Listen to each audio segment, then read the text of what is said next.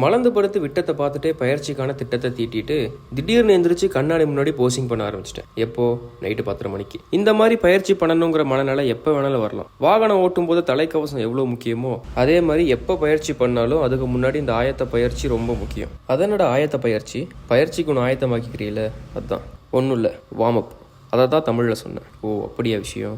இன்னைக்கு ஒன்றும் பலமான சம்பவம்லாம் இல்லை. கொஞ்சம் ஸ்கேப்புலா புல்லப்ஸ், அதே ஸ்கேப்புலா புல்லப்ஸ் தான் கொஞ்சம் வைடாக வச்சு ஸ்கேப்புலா புஷ்அப் அண்ட் அதே தான் பிளாங்க் பொசிஷனில். இந்த பயிற்சி உங்கள் தசை நாணங்களை உறுதியாக்க உதவும். கடுமையான பயிற்சியை பண்ணுறப்போ காயம் ஏற்படாமல் இருக்க இந்த மாதிரி தசைகளை பழக்கப்படுத்துறது ரொம்ப முக்கியம். இரவு உணவுக்கு பால் போலே பணியாரத்தில் ஒரு 10 எடுத்து தட்டில் போட்டு சாப்பிட்டுக்கிட்டு வழக்கம் போல் நாட்டு நடப்பை தெரிஞ்சுக்க அலைபேசியில் அண்ணன் பேச்சை கேட்டு இந்த இடத்துல ஒரு முக்கியமான விஷயத்த சொல்ல நினைக்கிறேன். அது என்னன்னா, நம்ம உடம்பு, குடும்பம், வேலை, தனிப்பட்ட வளர்ச்சி, இதில் எந்த அளவுக்கு கவனமாக இருக்கமோ அதே அளவுக்கு நம்மளை சுற்றி என்ன நடக்குதுங்கிறத தெரிஞ்சுக்கிறதுலையும் நம்ம கவனமாக இருக்கணும். அப்போ தான் அரசியலோட ஆழத்தை நம்மளால் தெரிஞ்சுக்க முடியும்னு மீண்டும் ஒரு தடுப்பூசியை போட்டு இந்த காணொலியை முடிக்கிறதுக்கு முன்னாடி ஒரு விஷயத்தை மட்டும் சொல்ல ஆசைப்பட்றேன். அது என்னன்னா, அரசியலும் பழகு.